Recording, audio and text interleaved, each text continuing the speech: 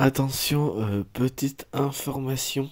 Avant de commencer, je vais charcuter très certainement le nom des rois ou reines ou dirigeants monarchiques des rois, surtout vers la fin.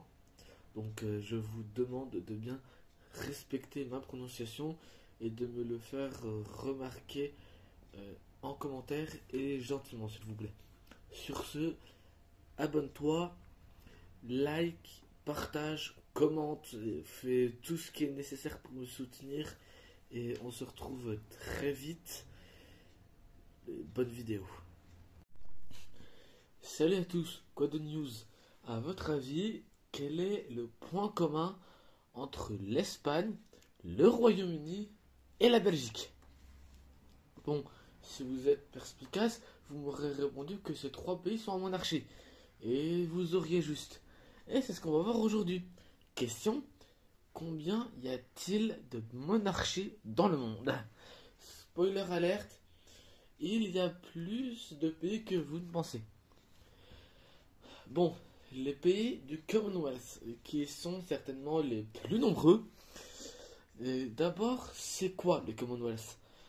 C'est une organisation intergouvernementale composée de 56 États à travers le monde. Ces pays sont quasiment tous des anciennes colonies de l'Empire britannique, qui ressemblaient à ça, à son apogée d'ailleurs. Donc, voici tous les pays. Et c'est le Royaume-Uni qui est à la tête, bien sûr. Donc, c'est Charles III le roi, pour éviter de répéter.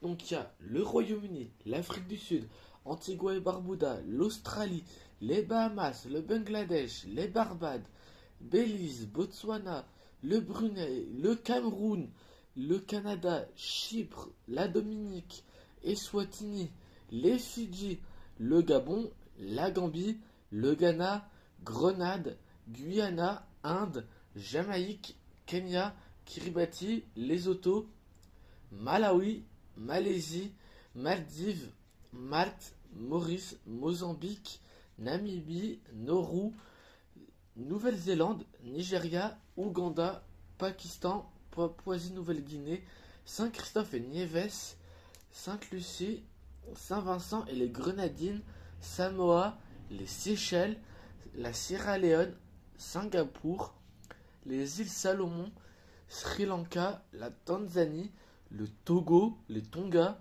Trinité et Tobago, Tuvalu, les Vanuatu, la Zambie, Sainte-Hélène, Ascension et Tristan da Cunha.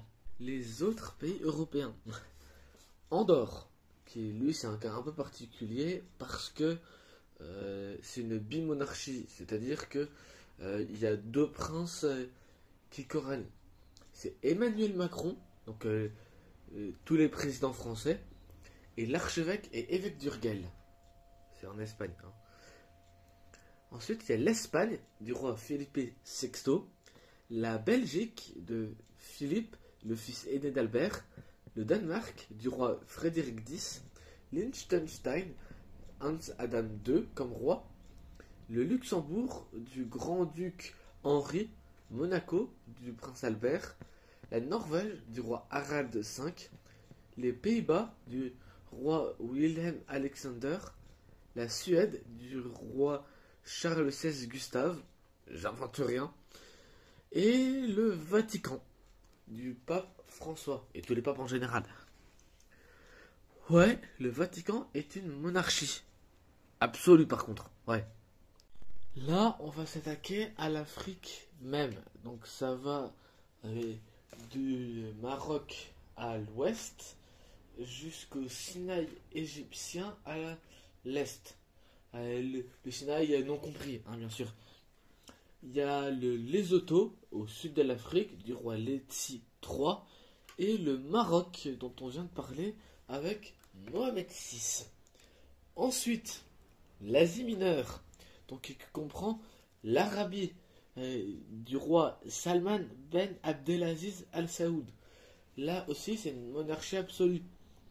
Le Bahreïn, Ahmed Ben Issa Al Khalifa, la Jordanie d'Abdallah II, le Koweït de Nawaf, jamais entendu ce prénom perso, Oman, Aithman Ben Tariq, le Qatar, du roi Ahmad Ben Khalifa Al Thani. Et là, on rentre dans l'Asie même. Donc avec la Thaïlande du roi Rama X, le Bhoutan du roi Jigme Khesar Wangchuk, le Cambodge du roi Norodom Sihamoni. Ensuite, le Japon de l'empereur Naruhito. Merci beaucoup d'avoir suivi cette vidéo jusqu'au bout.